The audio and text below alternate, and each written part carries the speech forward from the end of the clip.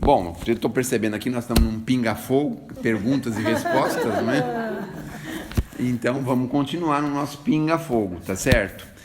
Começamos com provas e expiações, é o nosso planeta, mas uma coisa que nos conforta é que nós estamos um pouco longe ainda para a regeneração.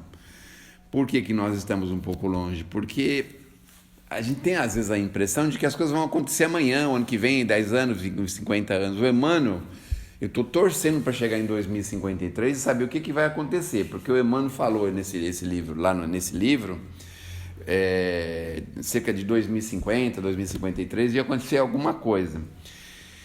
A gente tem visto um certo afunilamento de espíritos, né? A gente tem visto que isso tem acontecido, né? Então, houve uma liberação geral, os espíritos de baixíssima condição espiritual reencarnaram na Terra, tem muitos ainda circulando por aí, mas a gente tem visto aí um movimento, né? Aí veio essa história de Covid, aí tem essa história de nova ordem mundial, que está querendo diminuir, acho que 2/3 da população, né? Umas conversinhas meio estranhas vindo por aí. Quem é que está insuflando isso? De onde que está surgindo isso, né? Então, vamos ver. 2053, espero chegar lá. Faltam 30 anos, né? 30. Vou estar com 90. Já vou estar no outro lado. Já vai estar vendo de lá, né? Na televisão, né? E esse negócio da inteligência artificial? Também tem tanta coisa nova, né? Tanta coisa nova, né? Olha, se está aí, é para a gente aprender a lidar com isso, obviamente, não é? Então, mas a regeneração, eu tenho a sensação que ainda está longe, porque a gente ainda vê coisas que poderia ver diferente, não é? A gente poderia ver coisas diferentes. Então, quando a gente vê, por exemplo, a administração de cidade, de estado, de país, não só do Brasil, mas do mundo inteiro, a gente vê que existe um certo descaso, uma certa, sabe, não se releva as necessidades populares, parece que as pessoas estão, sei lá, estão meio voltadas para si mesmas, eu não sei, eu tenho tido essa sensação em alguns países aí, você vê a nossa América do Sul, aí tem uns países que estão assim, vê as pessoas sofrendo, entrando em processos de miséria, em processos terríveis, sem trabalho, sem perspectiva de trabalho. Isso é uma coisa alarmante para nós, não é? Você vê as taxas de violência aumentando, o nosso Brasil tem...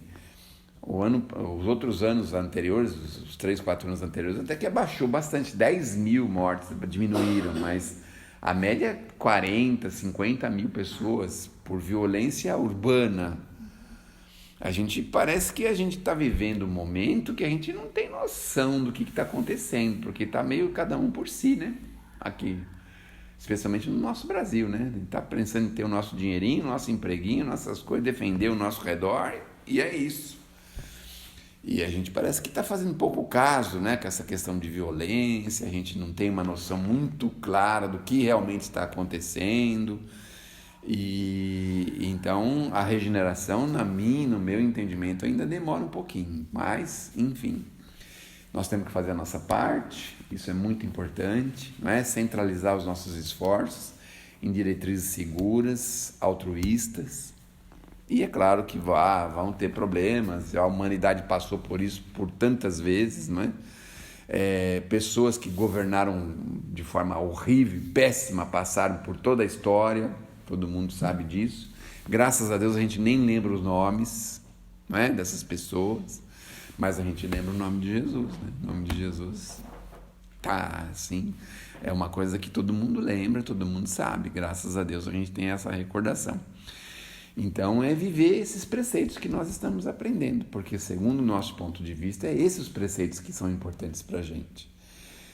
Se a gente for viver assim, com liberdade total, não é? Quer dizer, não sei se vale a pena, porque o mundo acaba todo mundo, e o materialismo, né? O doutrina espírita veio combater o materialismo de uma forma frontal, né?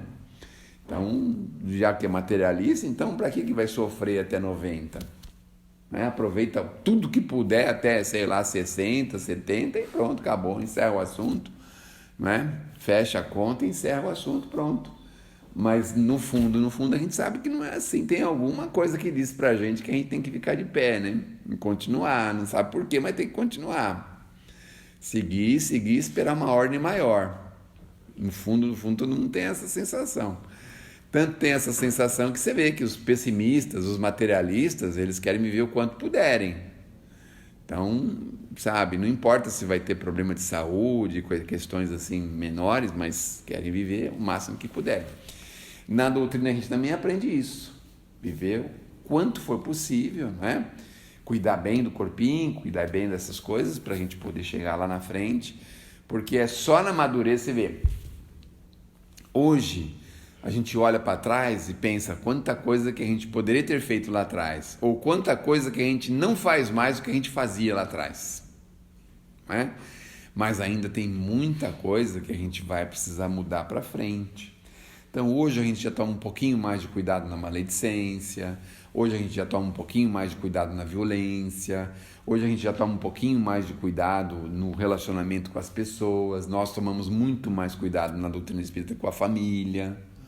Então às vezes você tem uma família difícil, mas você está firme, está cuidando, está indo, seguindo como pode, não é? Antigamente a gente jogava tudo pro alto e salve-se quem puder. Mas hoje a gente já tem essa noção, a gente já tem diversas noções muito dignificantes que nos fazem nos sentirmos melhores. Então, conforme a gente vai conseguindo vencer esses obstáculos, obviamente a vida vai ficando melhor para a gente. Porque a vida melhor não é uma vida sem dor, cheia de dinheiro, cheia de facilidades, não. É a vida, quanto mais consciência tranquila a gente tiver, melhor a nossa vida. Né? Porque você fez o que você pôde. Não pôde fazer mais do que aquilo, não era possível. Então, você fica absolutamente satisfeito. É isso que ele fala aqui no Consolador. Fazer o que é possível, não adianta, não tem o que fazer. A gente quer Zé Povinho. A gente veio para a Terra para ser Zé Povinho. Graças a Deus que a gente é Zé Povinho. Porque o Zé Povinho tem muito mais chance de crescer do que o Zé Mundinho, né? O Zé do mundo aí, o que domina o mundo, tadinho. Ele, às vezes, por um pequeno desvio para um lado para o outro, aí coloca centenas e milhares de pessoas em condições terríveis.